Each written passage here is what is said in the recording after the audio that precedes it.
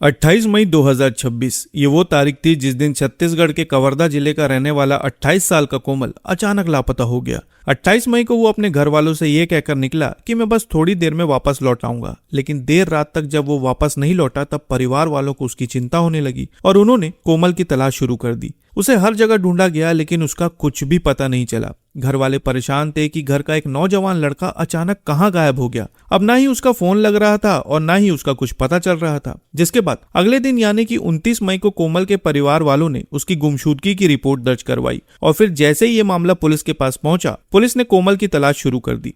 लेकिन फिर एक दिन एक तेज दुर्गंध की वजह से कोमल का पता चलता है, लेकिन जिस हालत में वो मिलता है उसकी कल्पना कोमल के परिवार वालों ने कभी नहीं की थी। साथियों, खबरों की माने तो ये पूरा मामला शुरू होता है छत्तीसगढ़ के कवर्धा जिले के पांडातराई थाना क्षेत्र से। अब एक तरफ कोमल लापता था और लगातार उसकी तलाश की जा रही थी, लेकिन दूसरी तरफ एक दिन जब कुछ लोग कवर्धा जिले के सोंडा गांव के एक खेत से गुजर रहे थे, तब अचानक उन्हें अजीब सी बदबू आने लगी। बदबू इतनी ज्यादा तेज थी कि सांस लेना भी मुश्किल था। लेकिन जब गांव वालों ने आसपास नजर घुमाई तब उन्हें एक बड़ा सा बोरा नजर आया और शायद बदबू उसी बोरे से आ रही थी। उस बोरे को देखकर ग्रामीणों को शक हुआ कि जरूर कुछ गड़बड़ है, जिसके बाद तत्काल इसकी सूचना पुलिस को दी गई। अब जैसे ही पुलिस को खबर मिलती है, पुलिस तत्काल मौके पर पहुंचती है और फिर धीरे धीरे उस बोरे को खोला जाता है और धीरे धीरे जैसे ही बोरी खुलती है, उसमें एक युवक का शव बेहद बुरी हालत में मिलता है। शव बेहद बुरी स्थिति में था और उसके शरीर पर चोट के कई निशान थे। इसके अलावा उसके दोनों हाथ रस्सी से बंधे हुए थे। स्थिति को देखते हुए पुलिस ने तत्काल मामला दर्ज किया और फिर शव की पहचान करने की कवायद शुरू हो गई। शव की पहचान करने के लिए हाल ही में गुमशुदा हुए लोगों की रिपोर्ट खंगाली गई, जिसके बाद पुलिस को कोमल के गुमशुदा होने की रिपोर्ट मिली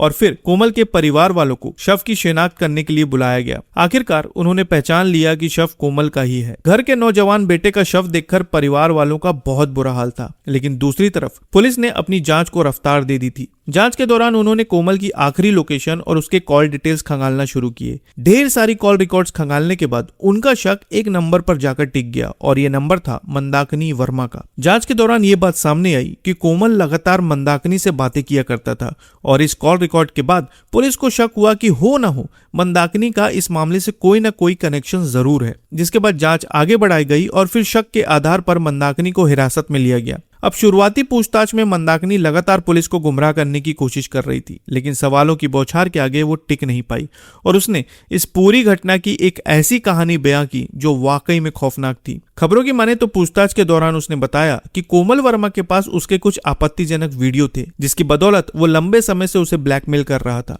वो हमेशा वीडियो वायरल करने की धमकी देता था और फिर उन्हीं वीडियो के जरिए उसने मंदाकिनी पर दबाव बनाया और उसके साथ कई बार जबरन संबंध बनाए। इसी तरह 28 मई की रात को कोमल ने उससे फिर से संपर्क किया और फिर से संबंध बनाने का दबाव डालना शुरू कर दिया। दूसरी तरफ मंदाकिनी कोमल की इन हरकतों से बहुत ज्यादा परेशान हो चुकी थी और आखिरकार जब चीजें उसके बर्दाश्त के बाहर हो गई तब उसने हमेशा के लिए कोमल को रास्ते से हटाने का मन बना लिया। अब 28 तारीख को जब कोमल ने मंदाकिनी से फिर से संबंध बनाने का दबाव बनाया, तब मंदाकिनी ने उससे कहा कि ठीक है, तुम घर पर आ जाओ। और फिर कुछ देर बाद जब कोमल मंदाकिनी के घर पहुंचा, तब मंदाकिनी ने मौके का फायदा उठाकर सरिया मोड़ने वाले पाने से कोमल पर अचानक हमला कर दिया, जिसकी वजह से कुछ ही देर के अंदर उसकी सांसें हमेशा के लिए थम गई। लेकिन इसी दौरान जब तेज आवाज हुई, तब घर में सो रहा मंदाकिनी का पति राम स्नेही वर्मा जाग गया और आवाज का पीछा करते हुए जब वो मंदाकिनी के पास पहुंचा तो वहां पर कोमल का शव देखकर उसकी हालत खराब हो गई।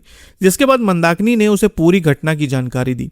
मंदाकिनी और उसके पति ने कुछ समय तक कोमल के शव को घर पर ही छुपा कर रखा, लेकिन फिर अगले दिन यानी कि 29 मई को राम स्नेही ने अपने भाई रुपेश वर्मा को सब कुछ बता दिया और उससे कहा कि मुझे इसमें तुम्हारी मदद की जरूरत है। जिसके बाद राम स्नेही और रुपेश वर्मा दोनों ने मिलकर कोमल के शव को बोरे में भरा और फिर मौका देखकर इन्होंने ट्रैक्टर में शव को रखा और फिर दोनों ट्रैक्टर से सोंडा गांव पहुंच गए। वहां पहुंचकर इन दोनों ने शव को ठिकाने लगाया और वहां से फरार हो गए। लेकिन फिर धीरे धीरे शव से बदबू आने लगी और इस बदबू की वजह से सब कुछ सामने आ गया। इस मामले में बेहरसरी गांव के रहने वाले राम स्नेही वर्मा, उनकी पत्नी मंदाकिनी वर्मा और राम स्नेही के भाई रुपेश वर्मा के खिलाफ संबंधित धाराओं के तहत मामला दर्ज कर लिया गया है और उन्हें न्यायिक हिरासत में भेज दिया गया है। तो साथियों, ये था छत्तीसगढ़ के कवर्धा जिले का वो मामला जिसने हर किसी को चौंका कर रख दिया।